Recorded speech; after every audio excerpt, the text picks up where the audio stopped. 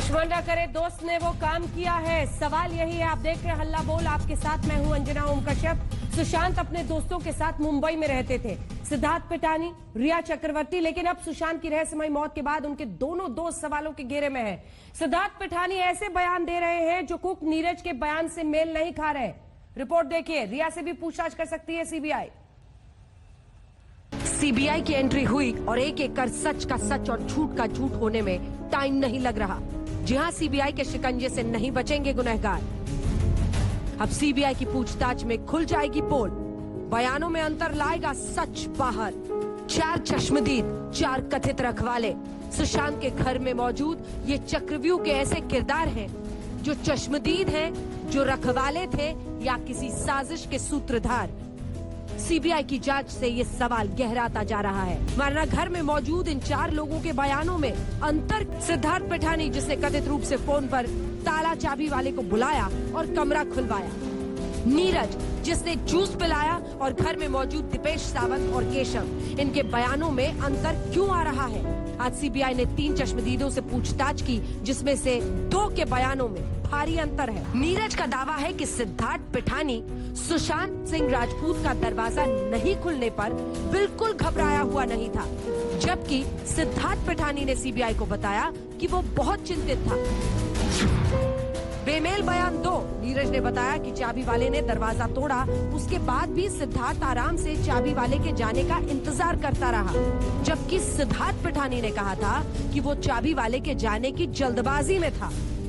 सुनिए इस पर आज तक से चाबी बनाने वाले ने क्या कहा था। थोड़ी से और स्क्रूड्राइवर से लॉक को मार रहा था, लॉक टूट गया। लॉक तोड़ने के बाद मैंने स्क्रूड्राइवर से लॉक को, नीचे वाले लॉक को खोला, फिर ऊपर है हैंडल था, हैंडल को नीचे करके जैसे दरवाजा मैंने हल्का सा खोला तो उन्होंने कहा बस आपका टूल्स लो और आप जाओ, इतना कहा और मुझे कुछ भी देखने नहीं दिया। बेमेल बयान 3। नीरज का दावा है कि जब दीपेश ने बताया कि सुशांत सर दरवाजा नहीं खोल रहे तो सिद्धार्थ ने सिर्फ फोन किया और एक बार दरवाजा खटखटाया, जबकि पिठानी ने दावा किया था कि उसने थोड़ी थोड़ी देर पर कई बार दरवाजा खटखटाया था। बेमेल बयान 4। सीबीआई को पूछताछ में इस बात पर बयानों में कई जगह अंतर मिला कि आखिर सुशांत के फ्लैट में कौन सबसे पहले घुसा। बेमेल बयान 5। सुशांत की बॉडी को कैसे नीचे उतारा गया, इस बात पर भी सभी के बयान अलग हैं। बेमेल बयान 6। नीरज ने बताया है कि सुशांत का चेहरा खिड़की की तरफ था, जबकि बाकियों ने बताया कि चेहरा दूसरी तरफ था। इस बेमेल बयान पर चारों का आमना सामना कराकर पूछताछ होगी। केस के बाकी तथ्यों पर सीबीआई की जांच कहां तक पहुंची, ये बताने से पहले जरा आपको सुना देते हैं कि यही सिद्धार्थ पिठानी और नीरज ने इससे पहले आज तक से 14 जून की वारदात के बारे में क्या कहा था। हमने सोचा ही नहीं था, मैंने अपने दिमाग को ऐसा कर लिया था कि ऐसा हो ही नहीं सकता कि वो कुछ करेंगे, इसलिए हम लोग ने उनको टाइम दिया कि खोल दे दरवाजा। ऐसे करके 10 मिनट में, हर 15 मिनट में, हर 2 मिनट में जाके हमने नॉक करना शुरू करा, but he never responded, so we called for help to open the door. तो जैसे खटखटाया तो कोई रिप्लाई नहीं आया, तो फिर जो सिद्धार्थ ने, उनके पास सर का नंबर है, हमारे पास नहीं, उन्हीं के पास, तो सर को 2 बार उन्होंने कॉल किया तो बेल बज रहा था, रिप्लाई नहीं आया कोई, तो रिप्लाई नहीं आया तो फिर सब ने एक बार ट्राई करा। मुंबई में सीबीआई की लगातार चौथे दिन भी जांच जारी रही। केस से जुड़े 4 चश्मदीदों से 3 दिनों से पूछताछ हो रही है। सुशांत के घर की 2 बार पड़ताल की गई और पूरे सीन को रिक्रिएट किया गया। अब सवाल यह है कि चश्मदीदों की गवाही और सुशांत के घर की पड़ताल से पूरा सच सामने आ जाएगा। सुशांत के घर से मिले कुछ नए सबूत भी सीबीआई की जांच को आगे ले जा रहे हैं। ये सुशांत के कमरे की तस्वीर है। ये तस्वीर सुशांत की मौत से बस कुछ देर बाद की है। इस तस्वीर में 2 खास चीजें हैं। एक पंखे से लटकता कटा हुआ हरे रंग का कुर्ता और दूसरा ये बाथरूम बेल्ट। इस बेल्ट को लेकर बहुत सारे शक और सवाल हैं और इस एक बेल्ट की वजह से सुशांत की मौत खुदकुशी से कत्ल में भी तब्दील हो जाती है। पर ऐसा क्यों? दरअसल शुरू से ये शक जताया जा रहा है कि सुशांत की इस हरे रंग के कुर्ते से नहीं, बल्कि इस बाथरूम बेल्ट से गला घोंटकर कत्ल किया गया, वरना बाथरूम की बजाय ये बेल्ट बेडरूम में क्या कर रहा है। अब सवाल है कि ये कैसे साबित होगा कि सुशांत की मौत कुर्ते से हुई या फिर बेल्ट से, तो इसका जवाब फोरेंसिक जांच में आसानी से मिल सकता है।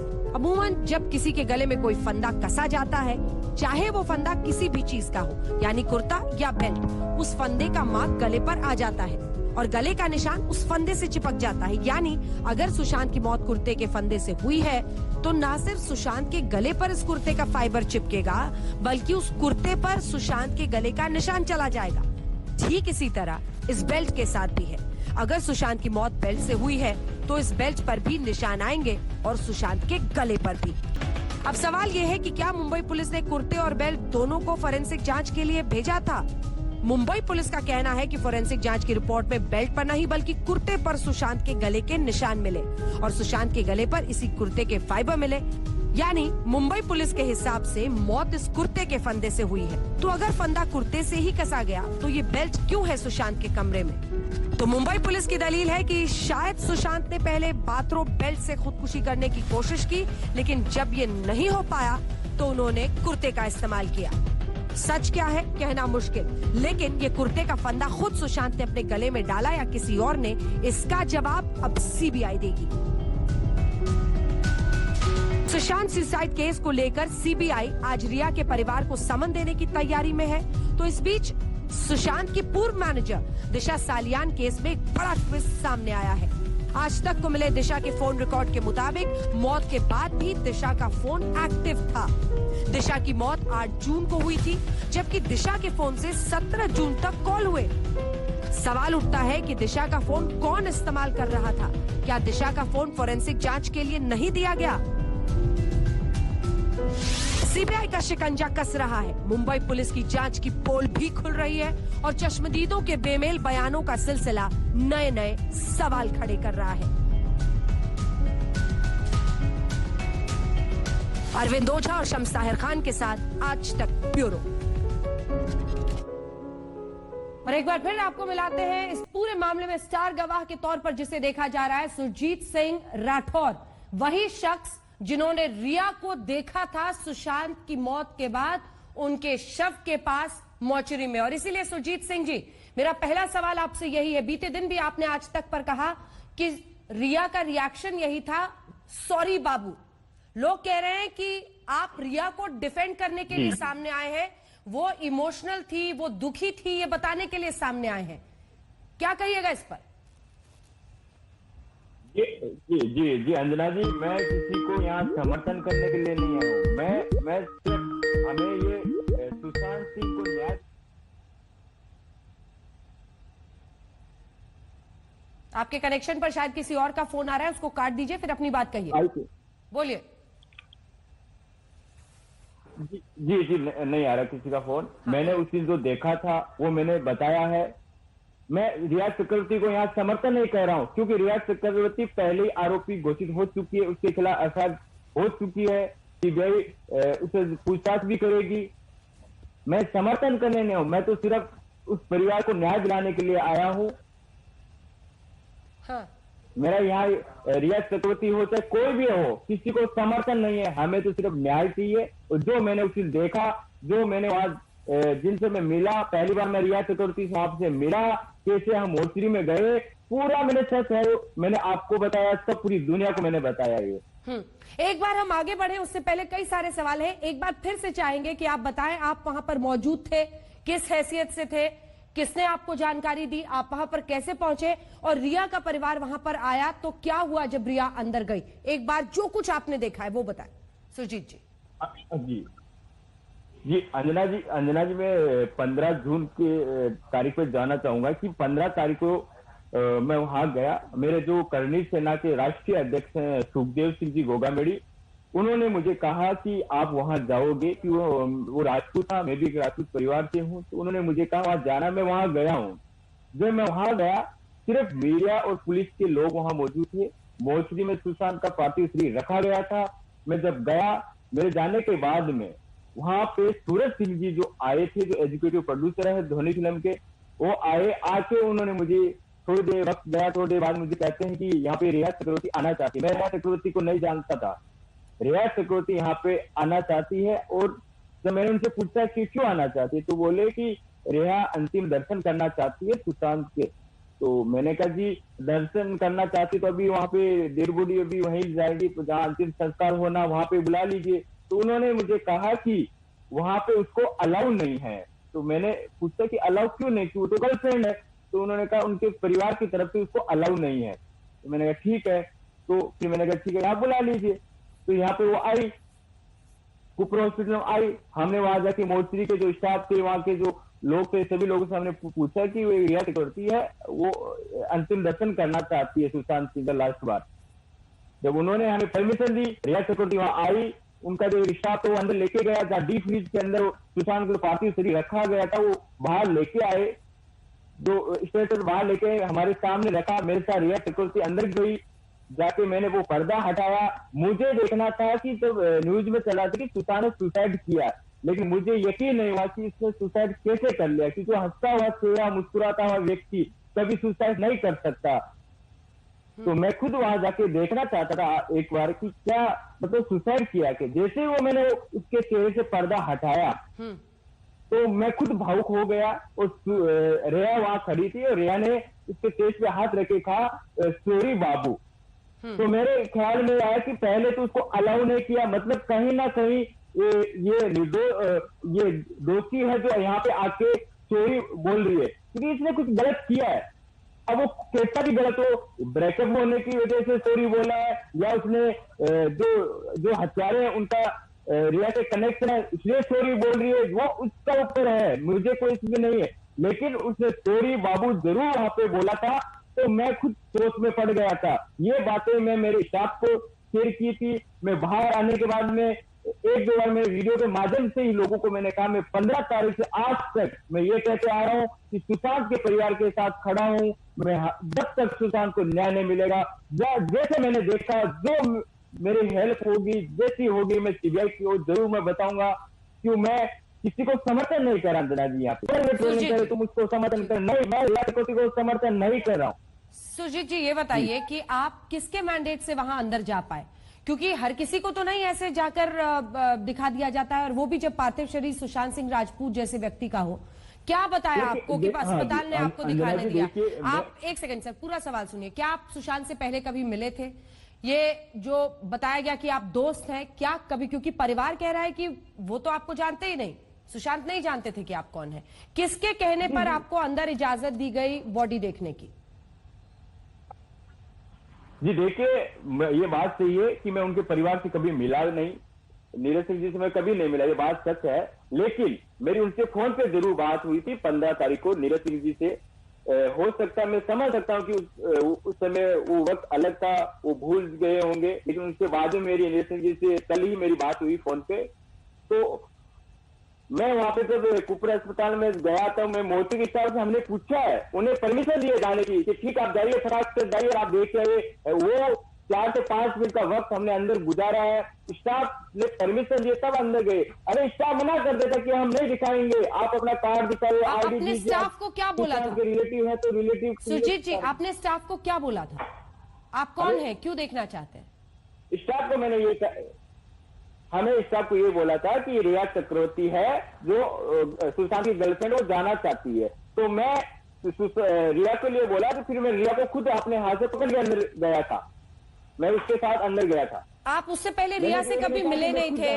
नहीं। तो आपका क्या इंटरेस्ट था रिया चक्रवर्ती को आखिरी बार दर्शन कराने में? क्या इंटरेस्ट था आपका? जी ये मेरा ये था कि वो गर्लफ्रेंड है, तो उस समय समझ सकता है कि चलो ये गर्लफ्रेंड थी। आपको किसने बताया गर्लफ्रेंड थी? आपको कैसे पता चला? मैं थोड़ा सा समझा, आपको कैसे पता चला? सूरज सिंह जी जिन्होंने मुझे रिया चक्रवर्ती के बारे में बताया, उन्होंने मुझे कहा कि रिया चक्रवर्ती सुशांत की गर्लफ्रेंड है। हाँ। और इनकी शादी भी होने वाली थी, उन्होंने मुझे बताया कि इनकी शादी भी होने वाली थी। हाँ। उनकी वजह से मैं रिया से मिला। न मैं पहले रिया को नहीं जानता था, ना मैं कभी रिया से मिला, कोई भी मेरा से कोई कनेक्शन नहीं था रिया चक्रवर्ती। तो सूरज सिंह ने आपको कहा कि वहां जाइए और रिया चक्रवर्ती को एक बार अंतिम बार दर्शन करा दीजिए, और इसलिए आप वहां पर गए? मैं तो पहले वही था, हॉस्पिटल में था मैं तो। वो बाद में आए, रिया चक्रवर्ती मेरे से बाद में आई। और सूरज सिंह ने वहीं पर आपको बताया, चूंकि वो धोनी फिल्म से जुड़े हुए थे, सूरज सिंह ने कहा कि गर्लफ्रेंड है उनकी, इसलिए आपने दर्शन करा दिए। जब उन्होंने बताया कि परिवार वहां पर नहीं आने देना चाहता है, तो क्या आपको खटका नहीं कि परिवार से अनबन है फिर भी मैं ले जाकर दर्शन पीछे से करा रहा हूं? देखिए, बिल्कुल मुझे खटका था, मुझे लगा था कि परिवार से भी अनुमति नहीं दे रहा, क्या है, तो क्या ऐसा क्या है। तो तब तक वो स्टाफ के लोग भी आ गए थे, उन्होंने बोला जल्दी से फटाफट जाइए आप यहाँ, आज दर्शन करके जाइए और फटाफट से यहाँ निकल जाइए, क्योंकि वहाँ पुलिस के भी लोग थे, मीडिया के भी लोग थे। उन्होंने कहा कि अगर मीडिया ने देख लिएगा तो हमारे ऊपर ये होगा। तो तब तक वो रियायत करते हुए अंदर लेके हम 4-5 मिनट अंदर रहे थे, फिर हम आ गए थे। अगर स्टाफ मुझे मना करता, रिया को मना कर देता, किसी को भी मना कर देता, हम जोर जबरदस्ती अंदर नहीं गए थे।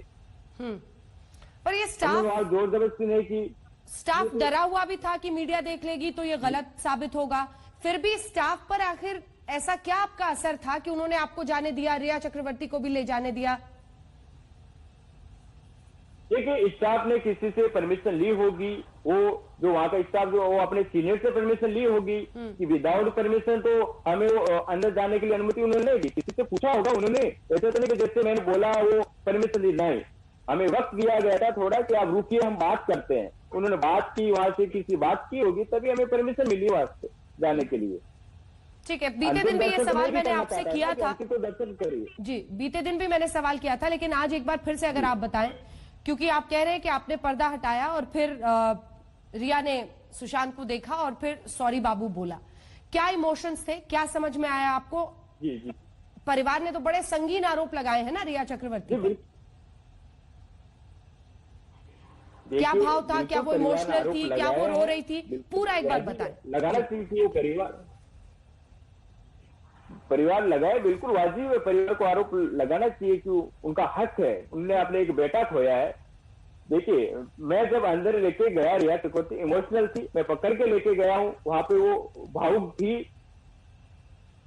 जब मैंने जैसे वो पर्दा हटाया तो उसने चेस्ट पे हाथ रखा है कि सॉरी बाबू, उसने बोला, इमोशनल थी वो, बार बार अपने भाई से मिल रही थी, गले मिल रही थी, तो भावुक थी, तभी तो मिल रही थी ना वो।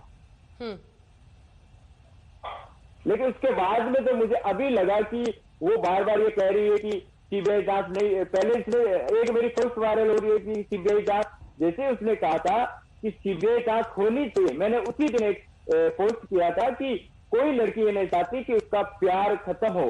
मैंने वो अभी काफी वायरल हो रहा है, ट्रोलिंग कर रहे हैं। मैंने जिस दिन रिया चक्रवर्ती ने सीबीआई की मांग की, तब मुझे लगा कि वास्तव में ये सुशांत को दिल से प्यार करती है, तो उसने सीबीआई की मांग उठाई है, उन्हें अमित शाह जी को टेक करके कहा। तो मुझे लगा कि वाकई में हमें न्याय मिलेगा, जब सुशांत की जो गर्लफ्रेंड थी वो भी अभी हमारे साथ खड़ी हो गई है। अच्छा, ये आपने बताया कि वो इमोशनल आपको लग रही थी क्योंकि अपने भाई को बार बार हग कर रही थी। जब उन्होंने सुशांत को देखा तो ये भी बोला, क्या वो रोती हुई भी दिखाई दी थी आपको?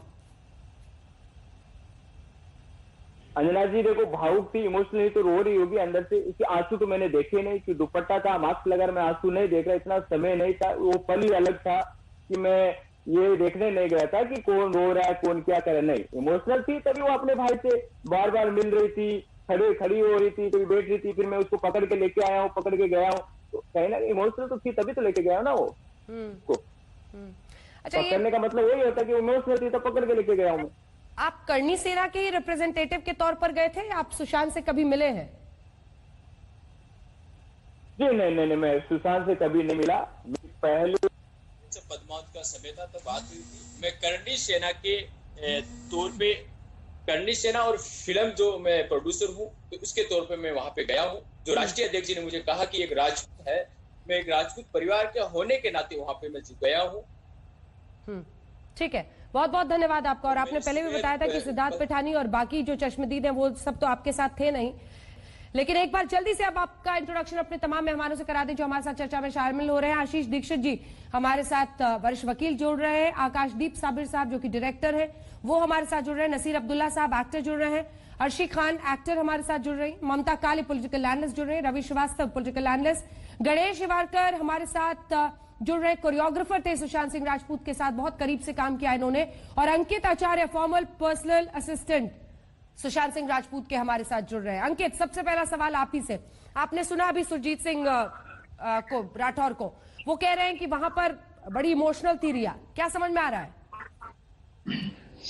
अब देखिए, मैं सबसे पहले मैं उनका अकाउंट में भी गया था। सबसे पहले उनका भैया के इंस्टाग्राम प्रोफाइल मैंने चेक किया। तो जिस दिन भैया की मतलब सुशांत भैया की मतलब डेथ हुई थी, तो उसी समय उनकी एक पोस्ट भी डाली थी, एक स्विमिंग पूल के साइड में एक मतलब स्टाइलिश में फोटो की तस्वीर ही है, मैंने चेक किया। तो ये बताना, अब देखिए कि उनको मालूम है कि डेथ हुआ है, ठीक है, तो डेथ होने के बाद उनको ऐसे मतलब क्या मतलब उनको मतलब एक होता है ना कि एक बाबू नर्वस हो जाना कि मेरे बॉयफ्रेंड का मतलब डेथ हो गया, ये हो गया, तो उनको पोस्ट डालने की क्या जरूरत था? मैंने चेक किया, बट ये जो फिर अभी ये देख रहे कि फिर हॉस्पिटल में जाके सॉरी बाबू बोलना, मतलब सॉरी बाबू बोलना क्या मतलब? कुछ गड़बड़ी मतलब कुछ की होगी उन्होंने, कुछ मतलब हुआ होगा, तो क्यों इसीलिए सॉरी बाबू बोल रही है ना। तो ऐसा ये है कि सॉरी बाबू, देखिए सॉरी बाबू बोलने से वो 8 जून को भी बोल सकती थी जब छोड़ के गया था वो, ठीक है, वो उस समय भी बोल सकती थी, बट हॉस्पिटल में जाने के क्यों? मतलब हॉस्पिटल में भी आप जा रहे हैं बिना विदाउट परमिशन के, आप जहाँ क्राइम सीन है, कोई मिस्ट्री गर्ल भी जा रही है वहां, मतलब कोई मतलब इनको रिस्पॉन्सिबिलिटी नहीं है कि सब जगह क्राइम सीन को वो कर रहे हैं, मतलब खुलेआम, मतलब पुलिस भी कुछ नहीं कर रही है। क्राइम सीन में मिस्ट्री गर्ल जा रही है, रिया जा रही है, मतलब पीछे से बैकग्राउंड से पीछे से जा रही है, सॉरी बाबू बोल रही है, मतलब कोई मतलब ख्याल ही नहीं कर रहा है उनको कि क्या है। नासिर अब्दुल्ला साहब, मतलब कुछ ठीक है, नासिर अब्दुल्ला साहब, आपने सुना अंकित को भी जो पहले दो बातें आ रहे हो। रवि जी रुकिए। नासिर अब्दुल्ला, दो बातें मैं कहना चाहूंगा। एक तो ये कि कोई भी यहाँ पे जो ऐसा कहता है कि वो इस टाइप के नहीं थे, मैं मानता हूं कि नहीं होता ऐसा इंसान, लेकिन ये बात कोई नहीं एक्चुअली कह सकता कि कब इंसान अपनी जान ले ले, आत्महत्या कर ले। ये बात सिर्फ उसका जो डॉक्टर है, मानसिक डॉक्टर, वो शायद अंदाजा लगा पाए कि ऐसा हो सकता है, तो कोई भी नहीं कह सकता। आदि जो ऐसी सुसाइड होती हैं उसमें लोग हैरान हो जाते हैं, अरे हमने तो फिल्म देखने जाना था कल, हमने ये करना था, हमने वो करना था, तो अचंभित हो जाते हैं। तो कोई मतलब ये कि कन्विक्शन से कह नहीं सकता कि नहीं ऐसा हो ही नहीं सकता। एक तो ये बात है। दूसरी बात ये जो इन्होंने सॉरी बाबू जो इन्होंने कहा वहां पे मॉर्ग में, इसमें कोई हर्ज की बात नहीं है। मैंने जिसके भी देहांत के बारे में सुना है, और मैंने बहुत सारे देहांत जो है देखे हैं, मेरा भी होने वाला है, मेरे बारे में और कहेंगे, लेकिन सबको मैंने यही कहा, oh I am so sorry to hear it, so sorry. एक ख्याल आता है, अब 2 वजह हो सकती हैं कि उन्होंने सॉरी कहा। जरूरी नहीं है कि उन्होंने कुछ गड़बड़ की होगी इसलिए सॉरी कहा, ऐसे क्या माफी मांगते हैं। मतलब मेरा यह है कि उन्होंने इसलिए भी कहा कि आई एम सॉरी कि तुम्हारे साथ ये हुआ, तुम अपने आप को रोक ना पाए, या फिर सॉरी के जिसने भी तुम्हारे साथ ये अगर किया, if it is a murder, तो वो भी हो सकता है। तो दोनों बातें जो हैं उनसे मैं एक्चुअली खिलाफ हूं, जो एकदम श्योरली ऐसे बोल सकते हैं बिल्कुल क्लियरली कि नहीं ये हो नहीं सकता। हो सकता है, सॉरी सब कहते हैं, फीलिंग आती है। कोई आपका ये जो करीबी दोस्त हो उसका देहांत हो जाए, और खास तौर पे आपका बॉयफ्रेंड हो, तो सॉरी तो निकलता है ना कि भाई sorry that you are gone, sorry आप वहां से चले गए। रिस्पॉन्ड कर रही हैं, नासिर जी सही कह रहे हैं, हो सकता है। अर्शी खान, आपको अगर आवाज आ रही है, आपको लग रहा है वो सही कह रहे हैं, वो जो सॉरी बाबू बोला था, या फिर डॉक्टर्स का जो वो कॉन्टेक्स्ट ले रहे हैं? बोलिए। सबसे पहली चीज अंजना जी मैं आपसे कहना चाहूंगी कि जिनका आपने स्टेटमेंट लिया है अभी थोड़ी देर पहले, उनकी सारी चीजें रिकॉर्डेड रखना, क्योंकि वो इंसान मुझे ऐसा लग रहा है कि वो बहती गंगा में हाथ धो रहा है। बिकॉज वो ना सुशांत को मिला है, ना वो रिया को मिला है, वो अपनी तरफ से सॉरी बाबू, सॉरी शोना स्टोरी बना रहा है, तो उस चीज को रिकॉर्ड रखिएगा। और रहा सवाल जो भी सीबीआई की जांच है, उसके अंदर तो सारी चीजें निकल ही जाएंगी कि किसने क्या किया, किसके साथ क्या हरकत की है। और अगर सॉरी बाबू कहा भी है, तो सॉरी बाबू रिलेशनशिप में जब वो अलग हुआ था तब क्यों नहीं कहा, जब वो डेथ हो गई उस वक्त कहने का क्या फायदा।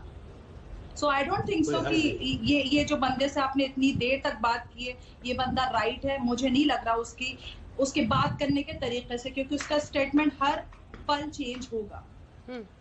राहुल ईश्वर, आपका कमेंट इस पर। जैसा एक पर्सन आई एम सॉरी कहते हैं, वो एक एक्सप्रेशन है, एक हार्टफेल्ट कंडोलेंस है, हमें उसको ओवररीड नहीं करना चाहिए। अभी सीबीआई इंक्वायरी हो रहा है, हमें वेट कर देना चाहिए। अभी तक जो पब्लिक डोमेन में है उससे ये मर्डर नहीं साबित होता, इसीलिए हमें वेट करना है बिफोर हमें ये मर्डर या सुसाइड रन करने में। तो सीबीआई का अजान चल रहा है, इसलिए हमें वेट कर देना चाहिए। किसी का भी इंसिनुएशन इन्यूएंडो से उसे डिफेम नहीं कर देना चाहिए। एक मीडिया ट्रायल की तरह नहीं it shouldn't go become a media trial. Involve तो थे ना, बट सर इन्वॉल्व तो थे, डिफेम तो होना पड़ेगा ना, क्योंकि किसी का मर्डर हुआ है सर, किसी की जान गई है, तो जितने लोग साथ में थे उनको डिफेम तो किया जाएगा। जो रिलेशनशिप में थे सर उनको डिफेम किया जाएगा। सुप्रीम कोर्ट ने भी एक शब्द यूज किया, विलिफिकेशन कैंपेन। सुप्रीम कोर्ट का रिटर्न ऑर्डर में इसी शब्द का प्रयोग किया कि एक विलिफिकेशन कैंपेन अभी हो रहा है, इसलिए सीबीआई इंक्वायरी हो जाए ताकि एक क्लैरिटी मिल सके। इसलिए ये है या सुसाइड अभी तक हमें नहीं पता, मर्डर शब्द का यूज नहीं करना चाहिए। ममता काले जी। जी अंजना जी मैं अभी सबकी बातें सुन रही थी, मैंने सुरजीत जी की भी बात सुनी और मुझे कन्विंसिंग नहीं लगा ट्रूली स्पीकिंग, जब मैंने उनकी ये डिटेल्ड कॉन्वर्सेशन सुनी आपके माध्यम से कि वो किस हैसियत से गए थे करनी सेना के कार्यकर्ता के नाते। तो फिर मतलब मुझे कूपर हॉस्पिटल पर बहुत डाउट आता है, बहुत बड़े प्रश्न चिन्ह लगते हैं कि कूपर हॉस्पिटल कैसा हॉस्पिटल है जहां पर एक इतना बड़ा स्टार है, उसकी रहस्यमयी मौत है, उसकी बॉडी वहां पर रखी हुई है, आप किसी भी व्यक्ति के साथ रिया चक्रवर्ती को अंदर चले जाने देते हैं, उनके पार्थिव शरीर को देखने देते हैं। और ये भाई साहब ने ये भी बात बोली कि जब उनको पता था कि उनके परिवार नहीं चाहता कि वो इवन उनके फ्यूनरल में आए तो क्यों वो उनको अंदर लेके गए।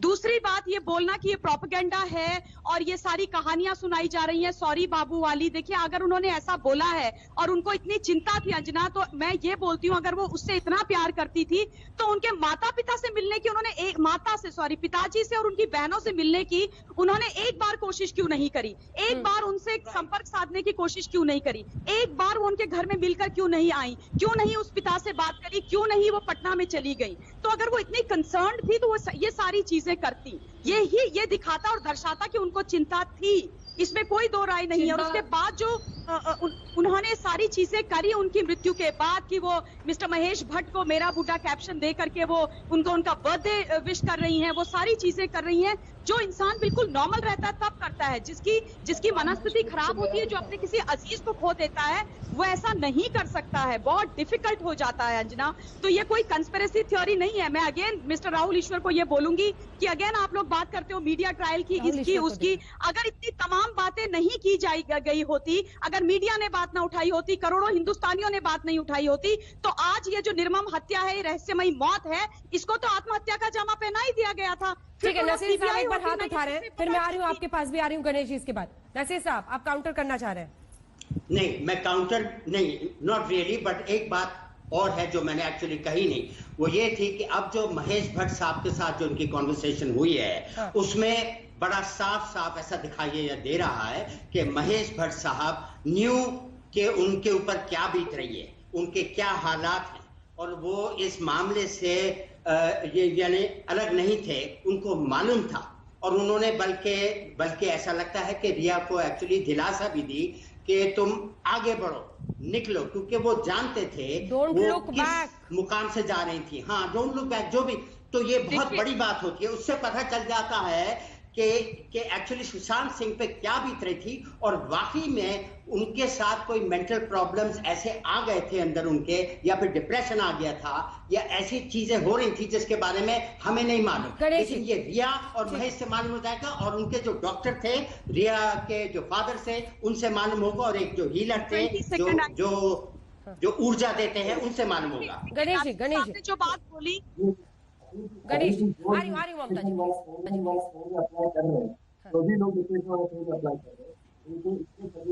जो आपके डिप्रेशन बोल रहे हैं ना, तो वो एक्चुअली इलॉजिकल सारी चीजें बोल रहे हैं। उनको खुद को ही मेंटल कोई इशू होगा शायद, जो अभी डिप्रेशन वाला थ्योरी बोल रहे हैं। दूसरा, मैं नासिर अब्दुल्ला साहब, वो प्रॉब्लम ना, महेश भट्ट का नाम महेश भट्ट नहीं है, महेश भट्ट का नाम अशरफ भट्ट है। जो आदमी नाम गलत यूज करता है, सच नाम लेके सामने नहीं आता, उसकी बात का क्या भरोसा करोगे? उसका नाम अशरफ भट्ट है, महेश भट्ट नाम भी नहीं है उसका। और एक मिनट, जो मीडिया ट्रायल बोल रहे हैं ना, मीडिया ट्रायल नहीं है। आज मीडिया की वजह से ही और पब्लिक जनता का सपोर्ट की वजह से ही ये केस आगे आया है। आप लोगों ने तो इसको बंद कर दिया था। आप लोग आज भी उसको मीडिया ट्रायल बोल रहे हो। मीडिया कितना सपोर्ट कर रही है इस केस को, देश की जनता को सपोर्ट कर रही है, उनके घर वालों को सपोर्ट कर रही है, और आप फिर भी आप अपोजिट में आके इलॉजिकल बात करते हो जो हो सकता है, मैं कह रहा हूं हो सकता है। आप एक बार भी सुशांत की, आपने एक बार भी शक्ल भी देखी सुशांत की शक्ल तक नहीं देखी, क्योंकि आप लोगों से मिलता ही नहीं था। आप जैसे लोगों से वो महेश भट्ट की स्क्रिप्ट उसने रिजेक्ट कर दी थी, क्या कुछ नहीं किया है। उसका नाम अशरफ भट्ट है। नेक्स्ट टाइम अशरफ भट्ट बोलिए उसको, महेश भट्ट न बोले। नाम लेके यूज करते हो। नाम से क्या होता है भैया? नाम पे क्यों उसका इल्जाम लगा रहे हो? जो भी कुछ हुआ है नाम से क्या होता है? महेश भट्ट क्यों बोल रहे हो? नाम से क्या होता है? मुझे क्या पता उसका दूसरा नाम क्या है। मैं निकालूंगा तो पिक्चर डूब जाएगी। ये स्टोरी थी यहाँ पे, मैं बताता हूँ। अंजना जी दूसरी कहानी। अरे भैया वो दूसरी कहानी है, वो दूसरी कहानी है, नाम में क्या है? ठीक है, गणेश जी कुछ बोल रहे हैं। अंजना जी, अंकित मेरे साथी है। अंकित ने मुझे कल बताया कि सुशांत भैया ने उसको बताया था, सुशांत ने उसको बताया था कि सड़क 2 रिया नाम की लड़की ने मुझे अप्रोच किया है महेश भट्ट के साथ फिल्म बनाने को। यह अंकित ने मुझे बताया। और उसके बाद रिया उसकी जिंदगी में तब नहीं थी। ये प्लानिंग थी महेश भट्ट की कि क्योंकि महेश भट्ट जैसे आदमी के साथ तो काम ही नहीं करना चाहता था, वो तो बहुत हाई लेवल प्रोफाइल के साथ कर रहा था। तो उसने ये फिल्म रिजेक्ट कर दी और फिर रिया उसकी लाइफ में, क्योंकि रिया को इतनी बड़ी फिल्म देगा कौन? महेश भट्ट भी रिया को फिल्म दे रहा था, इसको हीरोइन ले रहा था, क्योंकि सुशांत आने वाला, सुशांत आ सकता था उसकी वजह से। ये प्लानिंग थी, लेकिन महेश भट्ट को मना कर दिया सुशांत ने। उसके बाद उन्होंने ट्राई किया कि चलो पैसे ही ले लो, और पैसे लेके ये इलीगल दवा देना, ये करना, वो करना, सारी प्लानिंग थी। जैसे पैसे खत्म हो गए, उसको छोड़ के चलेगी, नंबर ब्लॉक कर दिया, वाह। और लास्ट में आके अगर आप नुपुर हॉस्पिटल में एक बार मिल लिए हो तो उधर जाके सोरल में जाने की जरूरत क्या थी? फिर एक बार देख लिया ना सुशांत को, वहां पे भी जा रहे हो, 10 मिनट अंदर क्या कर रहे थे, और ऊपर जाके सॉरी बाबू बोल रहे हो। अभी इतने सारे गवाह करने के बाद, इतने सारे चीजें बोलने के बाद भी आप सॉरी बाबू का मतलब कुछ और निकाल सकते हो? कितनी इलॉजिकल बात है। थोड़ा सा इस पर ध्यान दो, दिमाग यूज करके थोड़ा सा। अंकित आचार्य, जो गणेश बता रहे हैं। यस मैडम, जब मैं सुशांत भाई के साथ जब मैं सुशांत भाई के साथ था तो फिर ये दिल बेचारे का ही टाइम था। तो उस समय उनकी शर्तों का मतलब कोई स्क्रिप्ट भेजे थे, मुझे तो मालूम नहीं, बट ये पढ़ के ही बोल दिए कि मुझे नहीं करना है, सीधा बोल दिए थे। तो ये बात है कि हमको ये लगा कि अब ये क्योंकि इनसे मिली हुई है, क्या नाम है, रिया और महेश भट्ट, तो उनको मतलब लीड रोल में चाहिए मतलब उसको, रिया को। तो अगर उन्होंने बोल दिया कि महेश भट्ट की फिल्म है तो उन्होंने मना कर दिया। तो महेश भट्ट का क्या प्लानिंग हुआ, चलो एक बार रिया को भेजते उनके उधर, तो उनको मना लेगी, और मनाने के बाद उनको मतलब लीड रोल दोनों में मिल जाएगा। तो यही हमको लग रहा है ये कनेक्शन। अच्छा। उनको कैसे मालूम कि नहीं, और उनको कैसे मालूम कि मतलब सुशांत भैया आत्महत्या करने वाले हैं? उनको कैसे मालूम? महेश भट्ट को कैसे मालूम कि आत्महत्या करने वाले हैं? तो इसका मतलब वो भी इन्वॉल्व है। नासिर साहब, नाम बराबर महेश भट्ट को कैसे मालूम? मतलब देखिए, मुझे ऐसा लगता है कि ये जो मतलब देहांत की बात थी, ये एक्चुअली किसी के दिमाग में नहीं आई होगी। बात इतनी बिगड़ गई थी कि अलग होना ही सही था। जो ऐसा सोच रहा था, वो जो भी महेश भट्ट साहब अपना सोच रहे थे, ये सब उनसे जब पूछताछ होगी तो सारी जो बातें हैं खुल जाएंगी। क्योंकि ये जो इनके जो मैसेजेस हैं, इससे अंदाजा होता है कि महेश जी को सब कुछ मालूम था क्या हो रहा है, और रिया उनसे एडवाइस ले रही थी, उनसे मशवरा ले रही थी, और आगे जाके उनका प्लान बन गया था कि वो फिल्म तो नहीं करेगा सुशांत, पैसे ही ले लो, अब पैसे खत्म हो गए, यही मशवरा था उसका। पैसे खत्म हो गए, छोड़ के आ जाओ। मुझे नहीं पता, इसके बारे में नहीं पता। छोड़ दे उसको। आज उनको क्यों चली गई, ब्लॉक क्यों कर लिया उन्होंने, क्यों कर लिया? और सॉरी बाबू वहां जाके बोलना था उनको कि ऐसा सॉरी बाबू, वो मतलब फैमिली मना कर रहा है उनको, फिर तब भी जा रहे हो सॉरी बाबू बोलने के लिए, क्यों उस समय नहीं बोल सकती थी सॉरी बाबू नहीं बोल सकती थी? आप ही बताइए। एक मिनट, अभी 34 मिनट के बाद मुझे एक मौका मिला है, मेहरबानी करके मुझे 30 सेकंड बोल लेने दीजिए। बोलिए। ये जो सज्जन सुरजीत राठौड़ आए थे, उनका पूरा का पूरा बयान फर्जी है। उसमें कहीं से कोई सच्चाई नहीं है।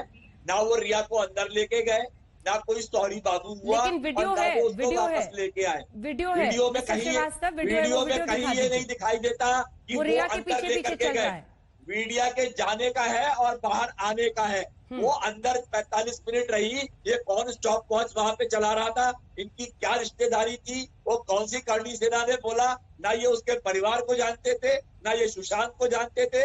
ये पूरा का पूरा फैब्रिकेटेड और प्लांटेड स्टोरी है, इसमें कोई दम नहीं है। और जहां तक सवाल सीबीआई का है, सीबीआई ने अभी तक रिया चक्रवर्ती को सम्मन नहीं किया है, जबकि रिया ने खुद बोला है कि अगर वो सम्मन करेंगे तो मैं फौरन उनके सामने हाजिर होंगी आके। वो आएगी, उसका पूरा परिवार आएगा। उन्होंने ईडी के साथ 15 दिन तक अपनी इंक्वायरी करवाई है। और सीबीआई, मेरा पॉइंट ये है कि बिला वजह किसी पर इल्जाम लगाना गलत है।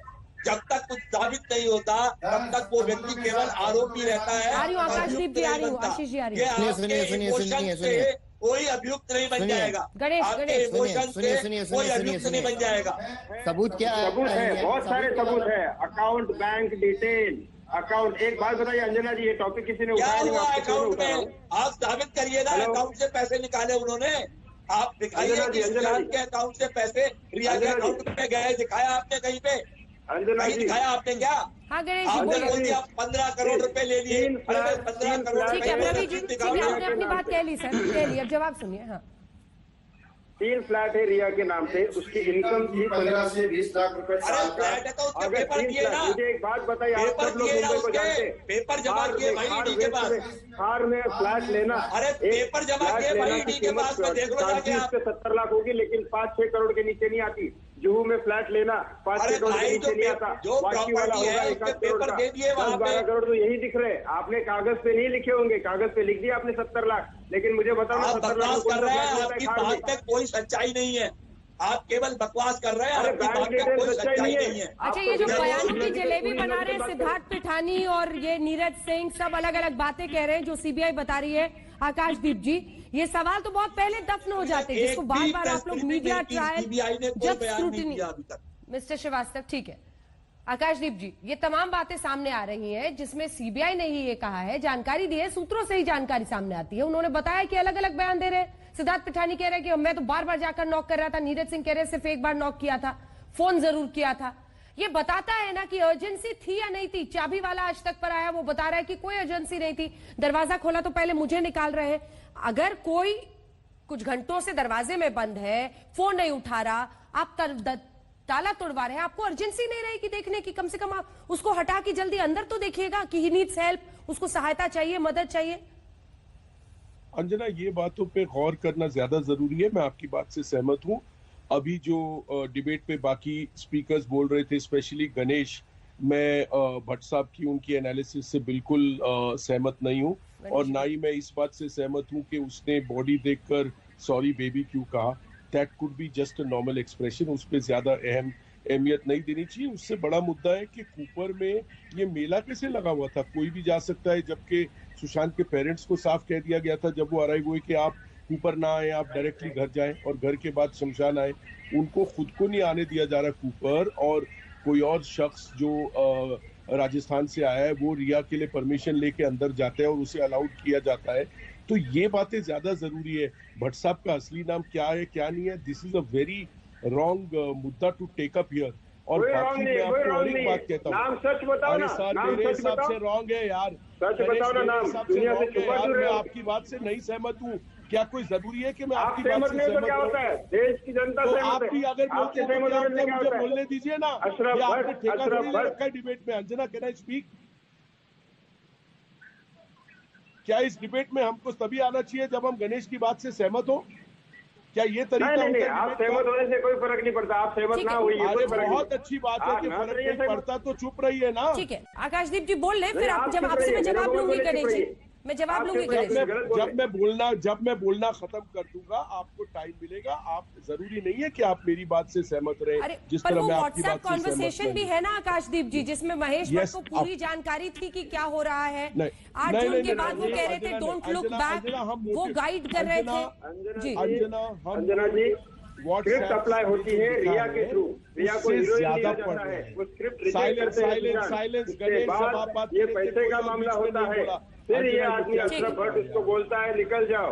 क्या है ये पूरा का पूरा मसला? क्या है ये? हम बता रहे ना क्या है ये, बोलने तो आकाशदीप जी। ठीक है, जवाब दे रहे हैं गणेश जी, प्लीज सुन लीजिए। अंजना जो व्हाट्सएप चैट से मैंने भी पढ़े, 2000 स्टेप्स में देखिए, अभी अगर रिया भट्ट साहब को अपना गुरु मानती है, मेंटोर मानती है, जो आकाशदीप जी आप तो वकील है सर, अब नहीं सॉरी माफ कीजिएगा, अच्छा आप फिल्म के डायरेक्टर पॉइंट ऑफ व्यू तो सुनिए। नहीं पर आकाशदीप जी आपको कुछ फैक्ट्स बता दूं ना, क्योंकि आप अगर बिना फैक्ट्स की बात कीजिएगा, रिया ने पता है कोर्ट में क्या कहा है आकाशदीप जी, रिया ने कोर्ट में कहा है कि मुझे सुशांत ने कहा था घर से जाने को, अगर वो महेश भट्ट जी गाइड कर रहे थे, आप समझ रहे हैं ये कितना बड़ा फ्लॉ है। नहीं कहा, बिल्कुल जो कहा, अंजना यही पॉइंट है, ये करेक्ट है, और यही बात मैं तब से बोलने की कोशिश कर रही थी कि अगर रिश्ता था गुरु शिष्य मैसेजेस आए हैं अलग चीज है, उससे साफ पता चलता है कि महेश भट्ट जी उसको कॉन्स्टेंटली ड्राइव कर रहे थे वो घर छोड़ने के लिए, और रिया जो है उनसे बात कर रही थी, और फाइनली उसने महेश भट्ट जी की बात, मिस्टर महेश भट्ट की बात सुन के छोड़ा, तो महेश भट्ट ने पूरी प्लॉटिंग करी है, उसके तहत ही रिया ने वो घर छोड़ा। अगर ये सच था और रिया इतनी सच्ची थी तो उसने डे वन से ये बात क्यों नहीं बोली, उसने कोर्ट में ये बात क्यों नहीं बोली, सच क्यों नहीं बोला? मैं आपको बता, अरे सुन लिया, जवाब तो सवाल करते जाएंगे और जवाब खुद ही देंगे। समान मेरे प्यारे बुड्ढे ने, जिनका नाम महेश भट्ट जी है, उन्होंने मुझे उनका सुशांत का घर छोड़ने के लिए प्रेरित किया, और उन्होंने मेरा हाथ पकड़ा, उनके सहारे से मैं सुशांत को छोड़ करके निकल गई। आप सवाल भी कीजिए, जवाब सवाल मुझ पे उठा, सवाल आप। आशीष दीक्षित जी जल्दी से कमेंट आपसे, जल्दी से सर। आशीष दीक्षित जी जल्दी से एक रिस्पॉन्स आपसे, ये सॉरी बाबू और ये जो सिद्धार्थ पिठानी, नीरज सिंह सब अलग अलग बातें कह रहे हैं, बयानों की जलेबी। देखिए अंजना जी, जब सुप्रीम कोर्ट ने यह मामला सीबीआई को सौंपा था तो सुप्रीम कोर्ट ने एक बड़ी अच्छी बात कही थी कि इस मामले में कई लोग अपनी थ्योरीज और कंजक्शंस को प्लांट कर रहे हैं, और ऐसा ना हो तो हम सीबीआई को यह मामला दे रहे हैं ताकि दूध का दूध और पानी का पानी हो जाए। अब 5 या 6 दिन की जांच के बाद सीबीआई कुछ पहलुओं की जांच कर रही है और वो कुछ निष्कर्ष पे अभी तक नहीं पहुंची है, तो अभी ऐसा कहना कि रिया इन्वॉल्व है या महेश भट्ट जैसा कि इस पैनल पे कहा जा रहा है, ये बहुत ही ज्यादा मेरे हिसाब से हम एक इमेच्योर बात कर रहे हैं, क्योंकि ठीक है आशीष, आपने अपनी बात कही, लेकिन कुल मिलाकर अभी सच के पूरी तरह से सामने आने का इंतजार करना ही होगा। एक ब्रेक के लिए हम रुक रहे हैं, देखते रहिए हल्ला। नमस्कार, मैं हूं अंजना ओम कश्यप। हमें उम्मीद है ये वीडियो आपको पसंद आया होगा। लेटेस्ट खबरों के लिए यूं ही देखते रहिए आज तक, और इस वीडियो के पसंद आने पर लाइक, शेयर एंड सब्सक्राइब करना ना भूलें।